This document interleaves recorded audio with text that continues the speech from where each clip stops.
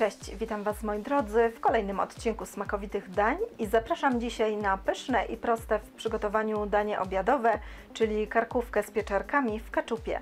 Zapraszam do oglądania filmu. Składniki. Przygotowanie dania rozpoczynamy od pokrojenia karkówki w plastry.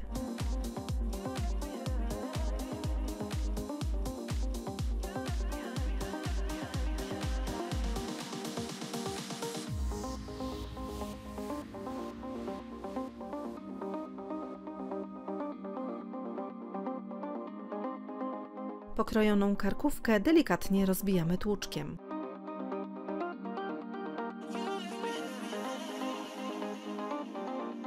Następnie mięso oprószamy solą, czarnym pieprzem i ziołami prowansalskimi z obu stron, po czym odstawiamy na godzinę do lodówki.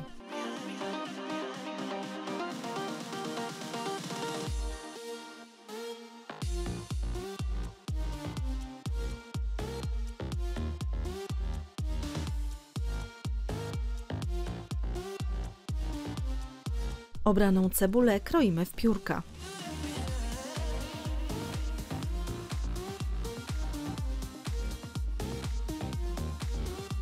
Oczyszczone pieczarki kroimy w plasterki.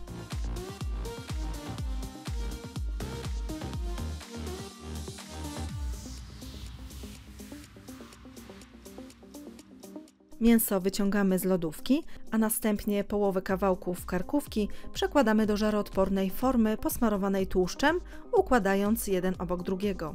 Na karkówce umieszczamy pokrojoną cebulę. Na warstwie cebuli układamy pokrojone pieczarki.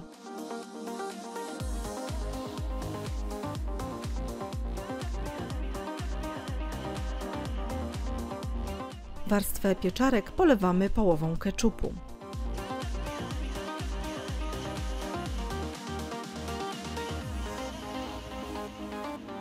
Na keczupie układamy pozostałe mięso i polewamy drugą częścią keczupu. Wierzch starannie rozprowadzamy łyżką.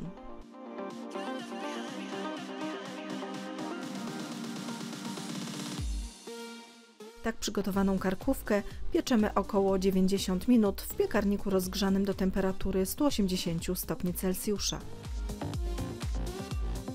Po więcej pysznych przepisów zapraszam na mój kanał Smakowite Dania oraz na stronę smakowitedania.com.